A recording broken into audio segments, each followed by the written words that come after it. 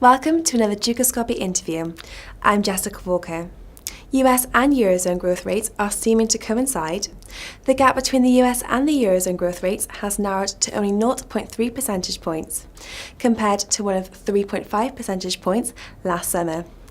With European industrial production out today, showing a significant rise, and US industrial production data released tomorrow, has Europe taken over US's vigorous upswing? I'm joined today by James Nixon from Oxford Economics. Welcome, James. Eurozone industrial output brought a new round of upbeat numbers, data expected to point to a very mild recovery. However, industrial production month-on-month data has rose significantly, from minus 0.3 to 1.1. Positive data was already expected, with France's steady growth, Germany and Spain's pace also picked up, and Italy's industrial production rose, setting the bar for Europe.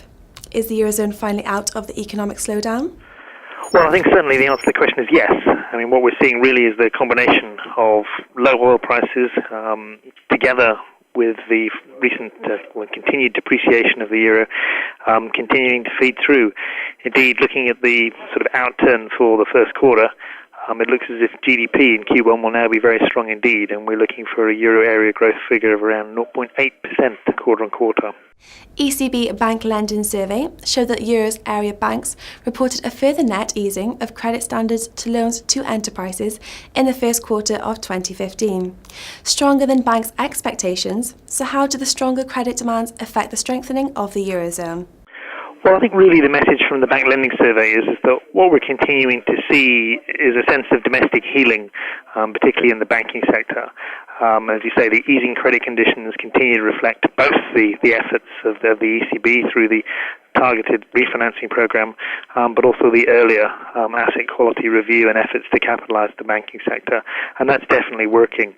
What we haven't seen much sign of yet is the signs of increased demand coming through in the lending numbers.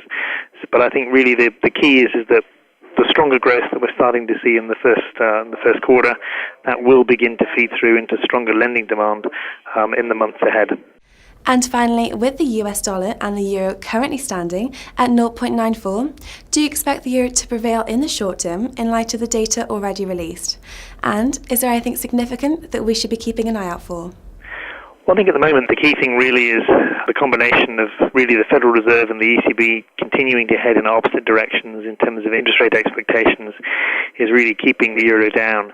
Added to that, the ECB's quantitative easing program is producing really a series of flows that are forcing investors in Europe to purchase effectively assets outside the Eurozone, and that flow is also contributing to the decline in the euro. I think our sort of sense is that really the appreciation of the dollar so far is beginning to cut into US growth, and that may begin to put some ice under the expectations of Fed rate rises later this year.